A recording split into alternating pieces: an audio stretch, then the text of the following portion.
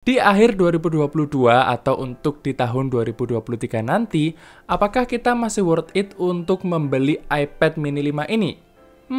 Langsung aja kita bahas. Let's go! Halo semuanya, Assalamualaikum, kembali lagi di Trend Gadget bersama saya Randi tentunya. Nah, sebelum saya lanjut, saya infokan kembali ke kalian kalau di channel ini saya nggak terlalu bahas soal spesifikasi dari barang-barang yang saya review, melainkan lebih ke pengalaman penggunaannya sehari-hari. Oke, ini adalah iPad mini generasi kelima dari Apple yang dirilis tahun 2019, yang berarti iPad mini 5 ini umurnya udah 3 tahun. Nah, kemarin saya beli iPad mini 5 ini karena iseng ya, jadi ada teman yang jualan iPad mini 5 ini sekaligus dengan Apple Pencil-nya. Dan kalau saya pikir-pikir, saya belum pernah nyobain Apple Pencil yang orinya dengan iPad mini. Jadinya saya beli aja iPad mini 5 ini, sekaligus saya bikin kontennya buat kalian. Dulu saya pernah ya pakai iPad Air 3 yang rilis tahun 2019 juga. Cuman waktu itu saya nggak bikin konten reviewnya. Tapi yang pasti secara garis besar user experience-nya mirip dengan iPad mini 5 ini. Kayak contohnya di bagian performa, di mana kedua iPad itu memakai chipset A12 Bionic yang sama seperti iPhone XR ataupun XS. Dan buat saya sampai sekarang chipset ini masih super kenceng. Saya pun juga sebenarnya nggak punya banyak kegiatan di sebuah iPad ya, tapi saat saya pakai buat nonton film, main game PUBG, hingga ngedit video review pakai aplikasi LumaFusion, semuanya bisa dijalankan dengan sangat lancar dan nggak pernah nemu lag. Mungkin kalau saya coba ngedit videonya di resolusi 4K 60 fps bakalan agak berat kali ya. Sayangnya saya nggak bisa ngetes nih, karena kamera saya saat ini mentok di 1080p 60 fps. Tapi saya yakin untuk sebagian besar orang, spek iPad mini 5 ini sudah sangat mumpuni.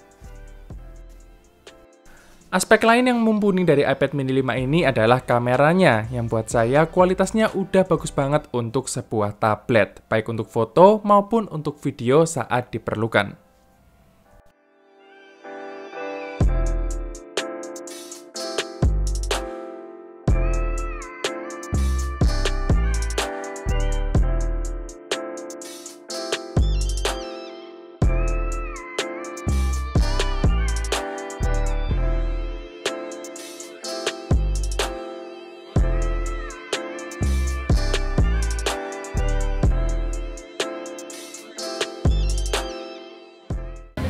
Jadi ini adalah hasil kameranya iPad mini 5 buat ngerekam video.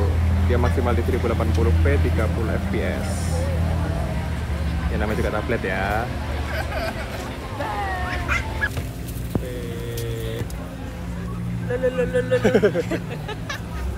Tuh, ini kamera depannya iPad mini 5. Oke. Ternyata bukan kamu. Iya. Lol. Nggak cuma di spek hardware-nya aja, iPad OS racikan Apple tentu udah dikenal sebagai salah satu OS tablet yang paling stabil. Dulu iPad mini 5 ini dirilis bareng iOS 12 dan harusnya masih akan terus dapat update hingga minimal iPad OS 17. Jadi buat kalian yang sekarang mau beli, nggak perlu khawatir sama umur update OS-nya. Kestabilan OS-nya ini juga berpengaruh ke efisiensi baterai ya, dimana dengan baterai 5124 mAh, iPad mini 5 ini bisa menemani saya sampai 2 atau 3 harian dengan pemakaian ala saya. Tapi kalau ngobrolin soal produk mini dari Apple, pastinya yang core of the core adalah soal ukurannya. Sesuai namanya, iPad ini kerasa compact dan ringkas banget di tangan, jadi rasanya kayak bawa buku tulis aja. Layarnya yang cuma 7,9 inch ini juga sudah sesuai dengan kebutuhan saya yang suka bawa iPad ini kemana-mana. Meskipun kedengarannya iPad mini 5 ini masih oke dibeli buat sekarang, tapi nggak bisa dipungkiri kalau ini adalah produk 3 tahun lalu. Beberapa aspek mungkin akan kerasa jadul ya dan ketinggalan dibandingkan dengan produk-produk sekarang. Contohnya di bagian desain yang buat saya agak gimana gitu ya ngelihat tablet yang punya bezel setebal ini. Walaupun bezel kayak gini enak juga ya buat kita pegang iPad-nya dalam posisi landscape, tapi tetap aja mata saya udah terbiasa dengan gadget bezel tipis di zaman sekarang. Selain itu, iPad ini masih menggunakan metode fingerprint untuk unlock device, di mana fingerprintnya ini masih dengan cara lama ya, yaitu ditekan tombolnya. Secara performa saya nggak ada komplain sih, karena fingerprintnya ini terasa akurat walaupun nggak cepet-cepet banget. Tapi mengingat ini adalah tombol fisik yang bisa ditekan, bukan seperti iPhone 7 atau 8 yang bisa mengandalkan haptic feedback, saya agak ragu dengan durabilitasnya dalam jangka waktu yang lama, apalagi kalau kita beli unit second. Untungnya, iPadOS menyediakan macam-macam gesture yang bisa meminimalisir penggunaan tombol home ini. Tapi bagi saya tetap ada ya kekhawatiran kalau sewaktu-waktu tombol home ini jadi rusak. Jadi buat kalian yang mau beli iPad second, jangan lupa untuk ngecek kondisi tombol home-nya ya, apakah masih bisa berfungsi dengan baik untuk membaca fingerprint kita atau enggak. Oh ya, iPad mini 5 ini juga belum mensupport Wi-Fi 6, jadi dia masih Wi-Fi versi 5. Dimana kalau penggunaan saya sehari-hari di kamar kos saya yang agak jauh nih dari router, itu dia kadang agak sulit buat nerima sinyal Wi-Fi. Jadi mungkin buat kalian yang mau beli iPad mini 5 ini, dan mungkin ruangan kalian agak jauh ya dengan sumber Wi-Fi, mungkin ini bisa jadi referensi atau jadi pertimbangan buat kalian. Sebenarnya ada satu poin lagi ya yang menurut saya ini adalah poin plus dari iPad ini sekaligus juga poin minusnya, yaitu adalah penggunaan port Lightning untuk ngecas iPad mini 5 ini. Buat kalian yang mungkin punya MacBook atau iPad generasi terbaru mungkin akan ngerasa jadul banget ya dengan iPad mini 5 ini yang masih pakai port Lightning.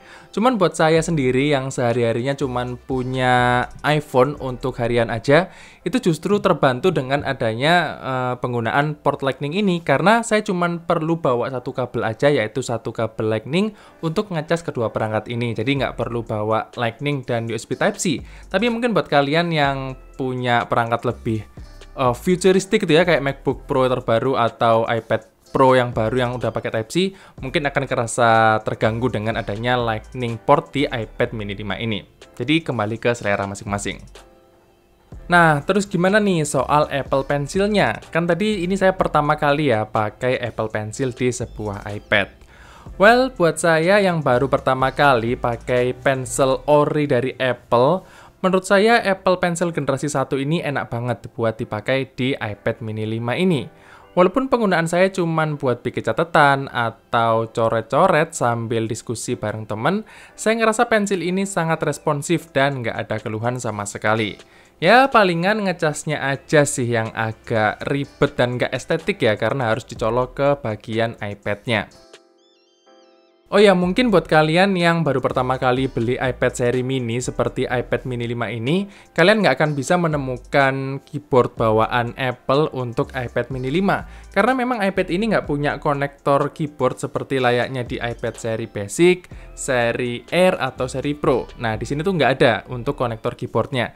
Jadi kalau kalian mungkin mau memanfaatkan iPad mini 5 ini buat kegiatan ngetik-ngetik, bikin naskah, atau dan lain-lain sebagainya yang butuh keyboard, kalian bisa beli keyboard yang tersedia di marketplace seperti dari merek Logitech atau Gojudoc. Dan itu koneksinya pakai Bluetooth, jadi kalian bisa memanfaatkan keyboard itu. So, kesimpulannya, overall saya masih puas banget ya dengan pengalaman pakai iPad mini 5 ini selama beberapa bulan terakhir.